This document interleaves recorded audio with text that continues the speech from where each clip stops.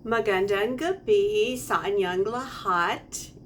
Greetings from the United States. I'm happy to be back with you again.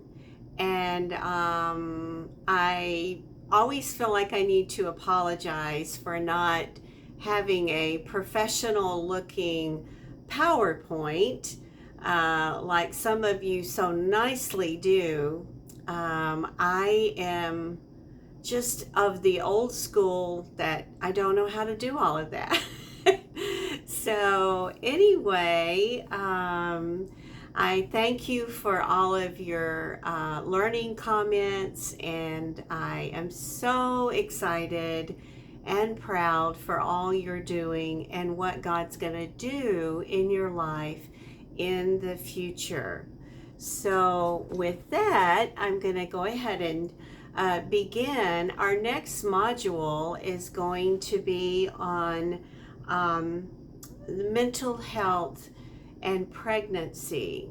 And I am going to share with you some information that are found in links along with a little bit of personal experience at the time that I need to do that. But as we begin, I would just like to say that pregnancy, for all of you women especially, you know that if you've had a pregnancy, you know that especially on the very first pregnancy, women experience a lot of mixed feelings or emotions. And this is very natural, whether the pregnancy was planned or not planned. So you may a person may swing from being excited to worried to happy to sad and back again. And of course, a lot of that does depend on circumstances in that person's life that can also influence those feelings. But especially biologically, pregnancy hormones such as estrogen and progesterone can contribute to giving a pregnant woman this mixture of emotions and moods and swings of emotional highs and lows, especially in the first trimester, which is the first 3 months of the pregnancy.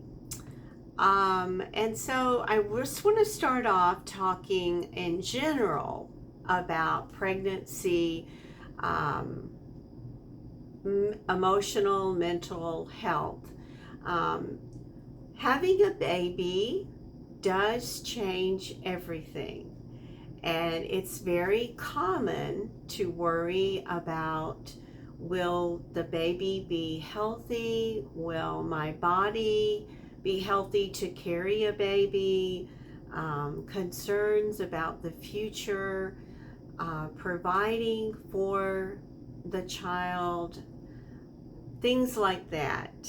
Many women may ask questions that indicate anxiety or stress, like, how will I cope giving birth?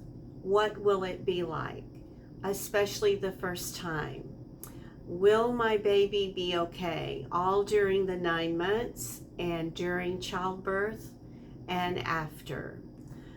Will I be a good mother? Will this change my relationship with my husband, partner, significant other? How will we manage financially the extra expense of having a child? Can I go back to work or finish my education? Would that be possible?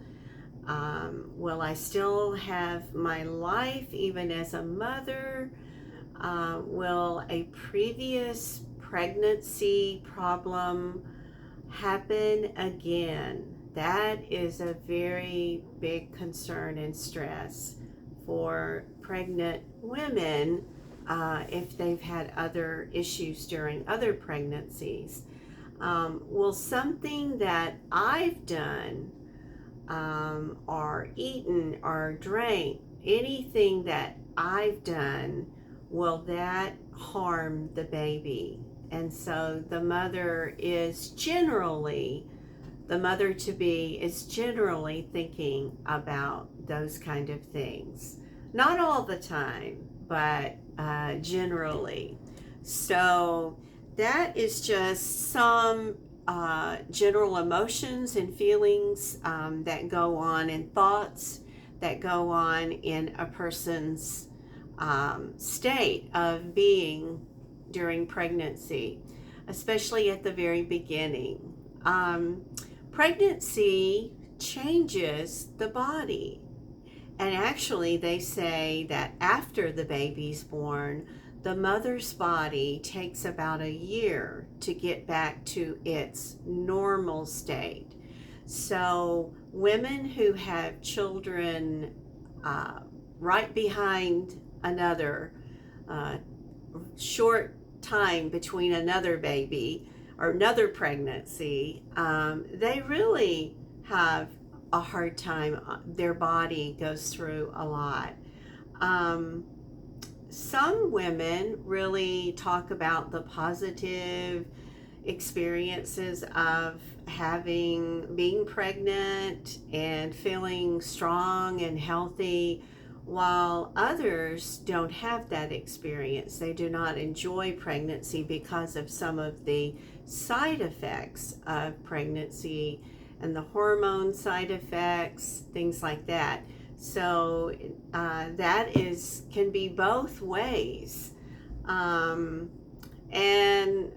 I don't know in your culture, but here in the States, Western culture, people are so conscious of their body image and physical appearance that some people, maybe not, some women maybe don't even take care of themselves in the way that they should, because they don't want to gain any weight, or they just are thinking about themselves even more than the baby. And that's emotional, a mental sign of what's going on inside of a person. And so I hope that OB doctors and other support people are trying to tell women not to be so hard on yourself, and to try to relax during pregnancy, and to take care of concerns as they come up, and have the support and resources that you need. Now, the things that I mentioned just now are things that are more normal during pregnancy. But the things I'm going to talk about next are more of actual mental health concerns or conditions that come up during a pregnancy. And many times these are also before pregnancy. If you'll hold on just a minute, let me get my my notes here. Well, I've lost something. What did I do? I'm sorry. Let me see. Let me go back here. Okay, so these are specific mental health conditions. And like I said, they are there already in a person's health many times. and they are exaggerated or come out more during pregnancy. The first one is anxiety and panic attacks in pregnancy. And I know we all can have anxiety, right? It's a real issue. It's real here in the States. I know that. But when anxiety gets out of control, then it needs to be dealt with. It's natural to feel a bit anxious when you are pregnant, but if you feel anxious most of the time, ongoing, and it is difficult for a person to try to relax and not be anxious with anxious thoughts all the time, then it's a signal you need some extra help. And you all have studied and talked about anxiety throughout your training. It is a feeling of unease. It's a feeling of constant worry and constant fear that can go from mild all the way to severe. And everyone feels anxious sometimes, but some people find it hard to control it. And then if it becomes more and more and more and more out of balance, then panic attacks can set in. And I think we all know what panic attacks are. You just feel like you're totally out of control, and you just have these physical and emotional symptoms that occur. Well, some pregnant women feel distressed or guilty about even feeling anxious or panicky when everyone expects them to be so happy. But anxiety is a mental condition and not a sign of weakness, because it's very normal, especially with stresses, external stresses, circumstances, new physical things going on in your body, that you're naturally nervous or anxious. But if it becomes something that will not ease up or go away, or you can't just snap out of it quickly, then we need to address it. It needs help. So these are some of the symptoms real quick, which I think you already know.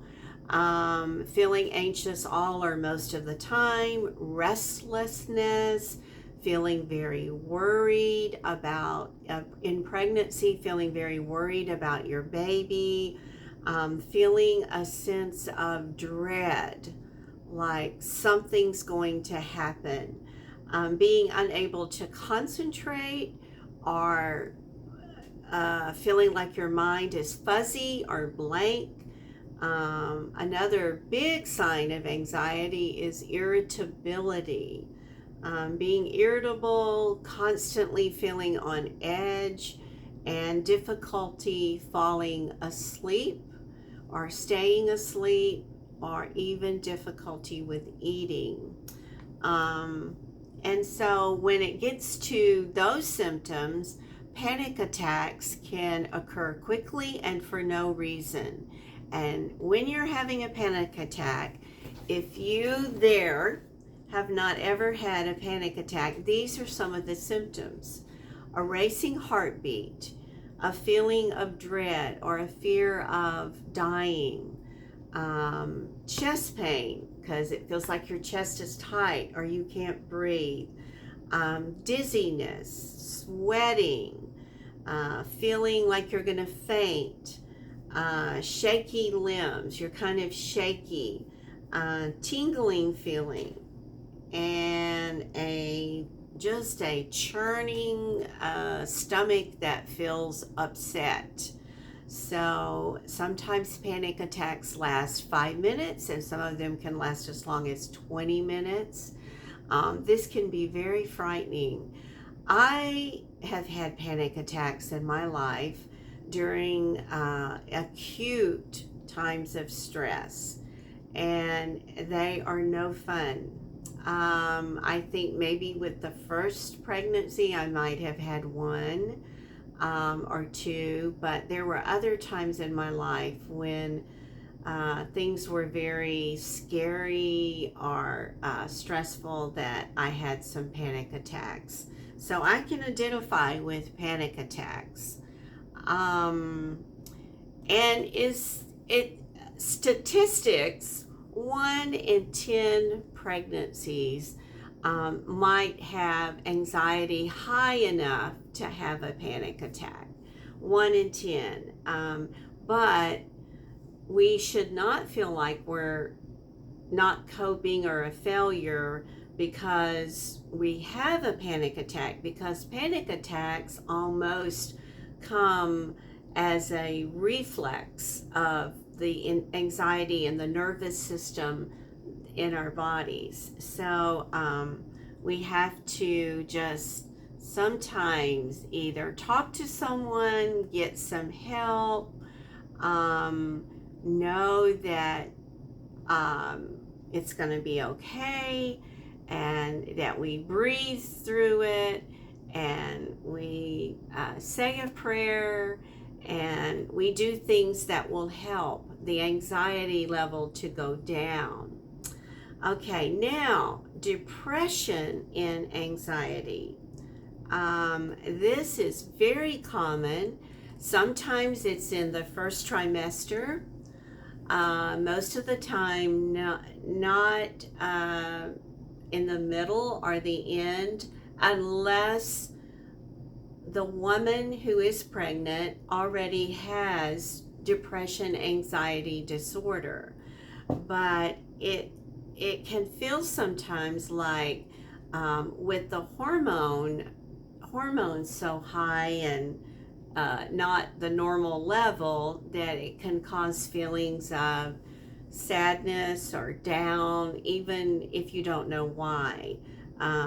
But if a person starts to feel more sad than any other emotion, then that is what's called antenatal depression. That means before the baby's born. That means in the beginning of the pregnancy, antenatal depression, before the baby is born.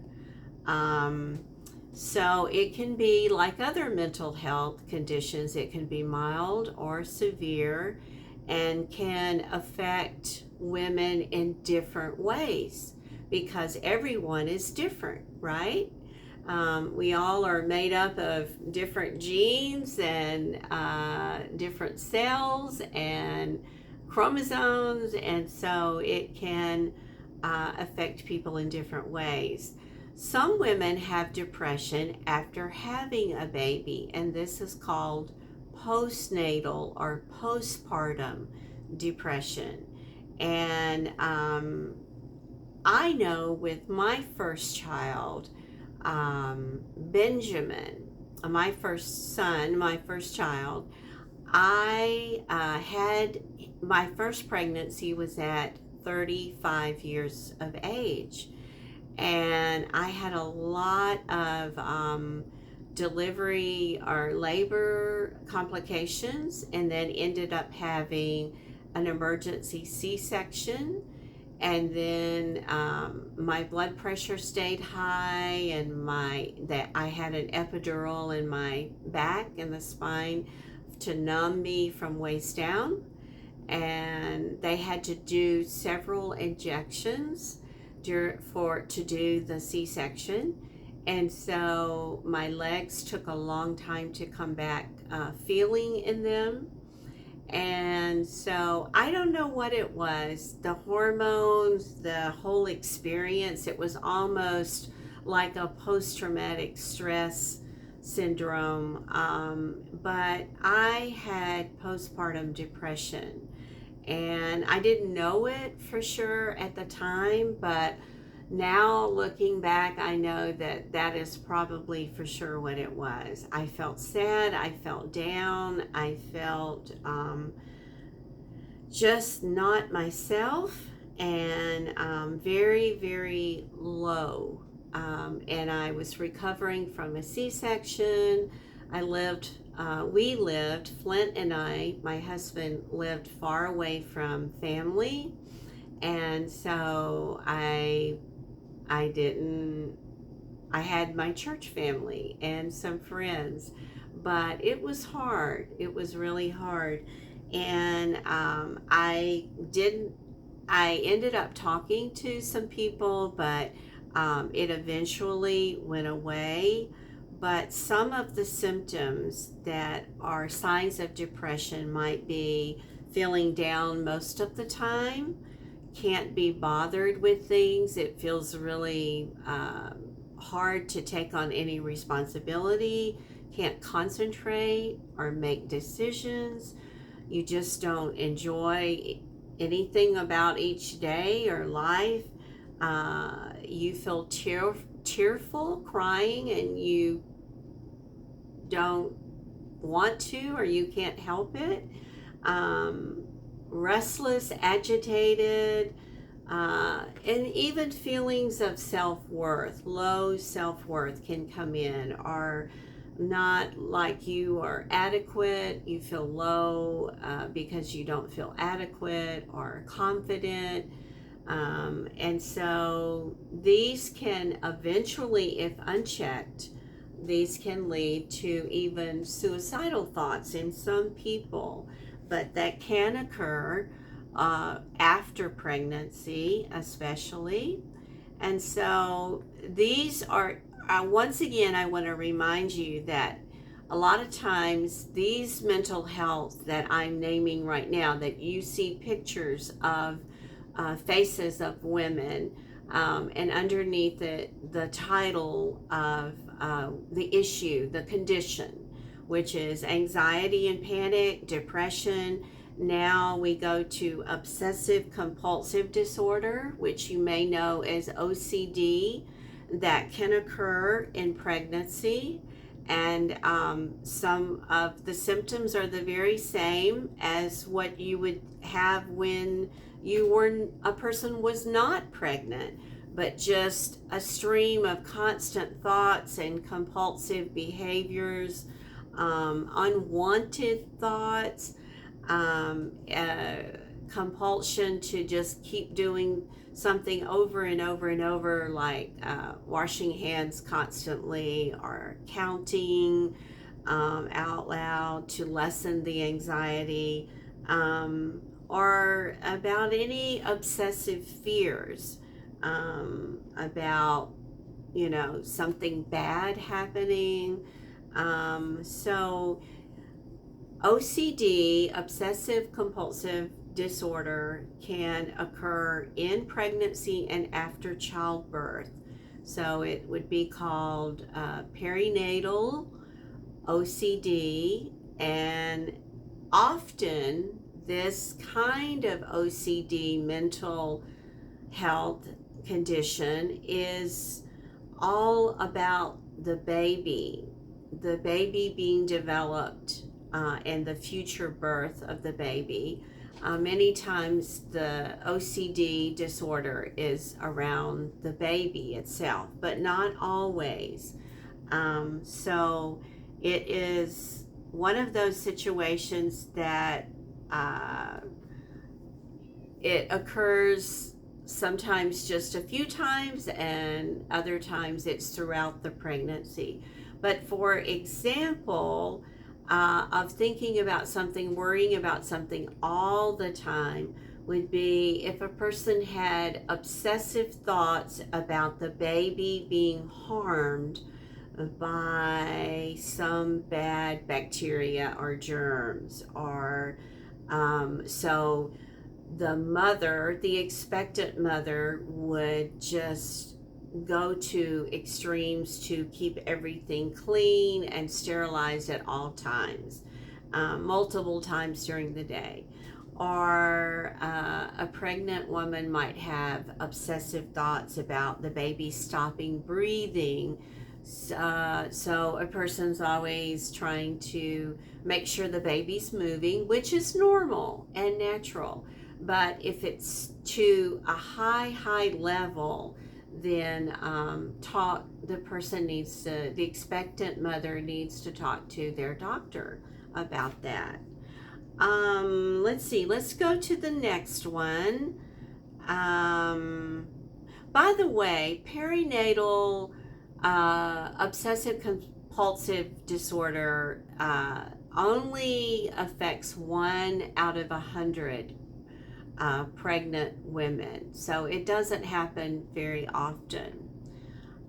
Okay, let's go to the next one, and that is bipolar in pregnancy. So certainly someone who already has the mental illness of bipolar, it's going to be exaggerated more in the pregnancy.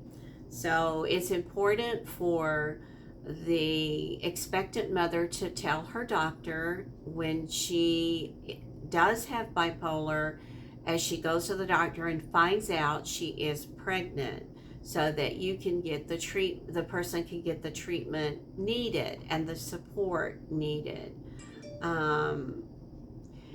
Bipolar is a more serious mental health condition, so therefore there may be more risk around having a baby with the same condition. So if some other women in your family, in a person's family, has had postpartum psychosis, is what they call that, where the bipolar condition turns into a psychosis, and there's a very severe mental kind of like a mental breakdown. And also, if you have bipolar disorder, you're more at risk of developing postpartum depression. So those are two big risks there with people having bipolar. But the good news is that there is the ongoing treatment and support for that. I just mentioned the risk because 1 in 5, where they get these statistics, I don't know, but 1 in 5 women with bipolar disorder develop a severe case of postpartum psychosis in the first few weeks after having a baby. So, but the good news is that there are resources and there's help, and most of all, there is God. So, and even bipolar occurs, I don't know other cultures around the world, but here in the States, maybe 1 in 100 adults will have bipolar at some time in their lives. And that is where there is an extreme chemical imbalance, and the brain doesn't have the right chemical balance for neurotransmitters to work in the brain, and it causes some mental condition where thoughts and behavior are not at the normal that they should be. So there is, and a person can be what we call manic, which is just very, very high in their energy, mood, thinking, thoughts just racing, or they can be very low and depressed. So that's why they call it bipolar. But in pregnancy, you work with your mental health specialist and your midwife. They work together for a plan, or doctor, to be treated during pregnancy and birth and afterwards. So they develop a care plan. Also, there is some medicine, drugs that you can take that that help with that, or they know which drugs that are not helpful that you would normally take for bipolar. So you would switch to another medication, or either be advised to stay on the medication you're on. And let's see, of course, there's other considerations like nursing, breastfeeding, that you should talk to your doctor about when you have bipolar. And as we have said before, bipolar used to be more of a stigma, but now it's considered a mental health, emotional condition, just like a regular physical health condition is. So a lot of people are experiencing that, and it's not considered something that's really abnormal. And then the fifth one is post-traumatic stress disorder. And maybe you have talked about this in your training, but post-traumatic stress, PTSD, is when you're having upsetting thoughts after a traumatic event. You may have post-traumatic stress disorder. It is treatable, and it's important to ask for help. We need help with everything in life, don't we? Post-traumatic stress is very much a part of an anxiety disorder, and as we've said, it's caused by stressful, frightening, distressing events, and it can happen anytime in life, but after the event, the disorder may show itself, or it may be months, weeks, months, even years down the road before symptoms would emerge. Some people experience post-traumatic stress after pregnancy, and this is because the woman may have had a very traumatic birthing experience, or a miscarriage, or the baby was born stillborn, or died shortly after birth.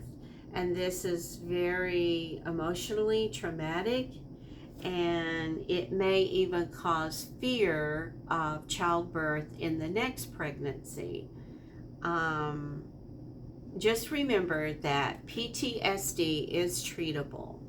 The symptoms include flashbacks to the experience, nightmares about the experience, repetitive and distressing images or sensations, physical sensations such as pain, sweating, feeling sick, nausea, or trembling, constant negative thoughts about the experience, and trying to feel nothing at all. This is part of PTSD, is trying to feel numb, so that training your brain, your mind, to feel nothing. And people can actually do that and suppress so much that they forget the experience. It just mentally goes into the back of the memory part of the brain,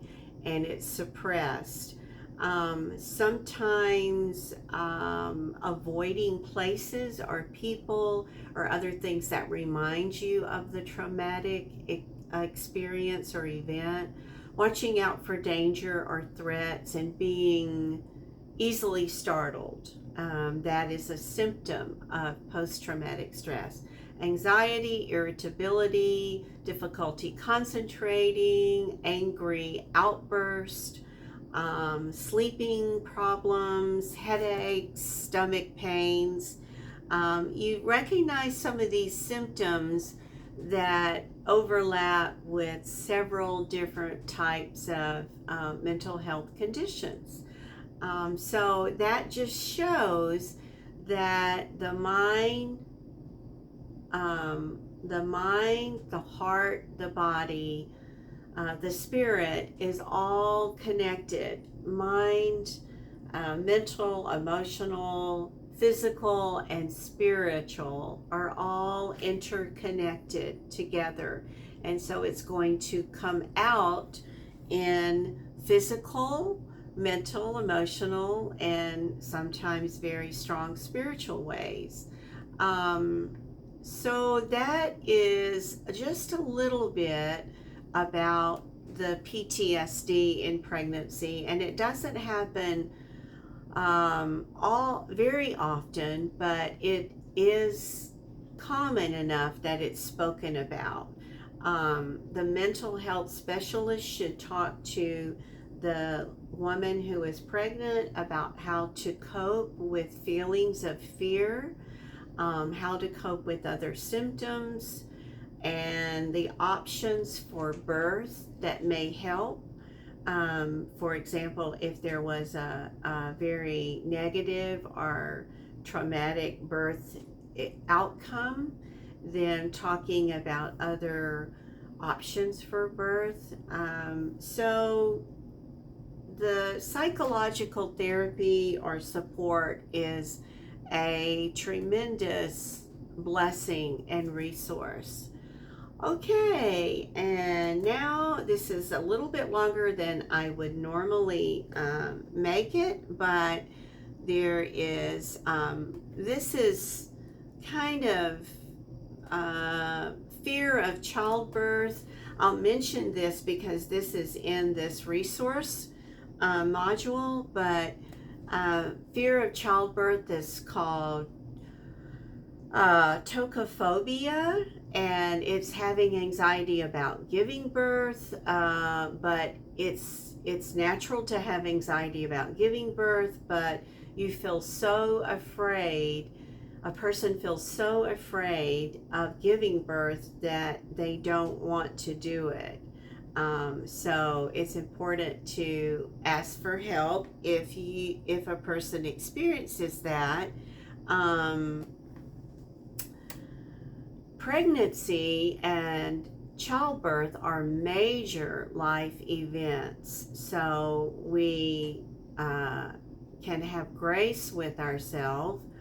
With any woman can have grace with herself and having the feelings that she has, but also having someone to talk to about how a person feels during pregnancy, and especially with any anxiety, depression, or fears, extreme fears. And so sometimes, I don't know if you have them there, but hospitals and clinics and will have classes. Nowadays, you can probably find anything online about prenatal, during the pregnancy class, postpartum. So what happens in labor, the more a person knows, structure binds anxiety. So that's helpful.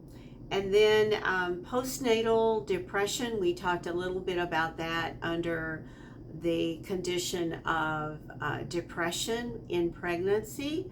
And this one is not quite the same as what some people refer to as the baby blues.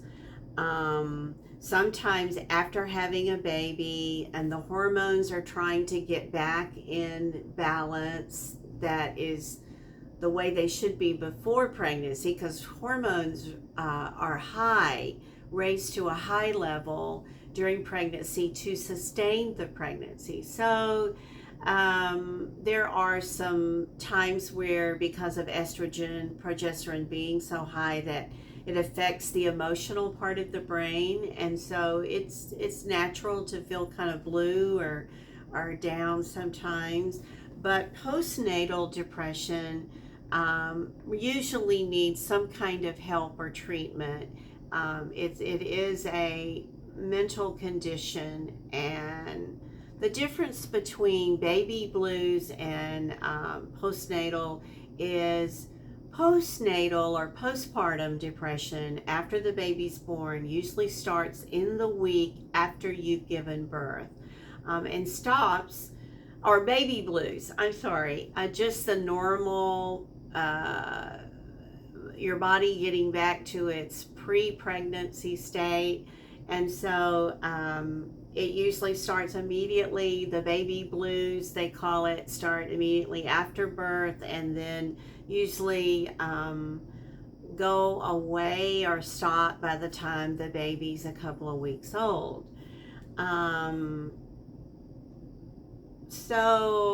But symptoms of postnatal disorder are feeling emotional and irrational, bursting into tears for no apparent reason, feeling very touchy or irritable, and feeling depressed and anxious all the time. So a lot of times with postnatal depression, you also have some type of hopelessness or guilt or shame or self-blame, all the time for weeks or months after you've had a baby. So this guilt or blame just is part of the emotional psyche, and when a person has depression during pregnancy, usually it's even more after the baby's born. So once again, it can be from mild to severe, and affect women in different ways.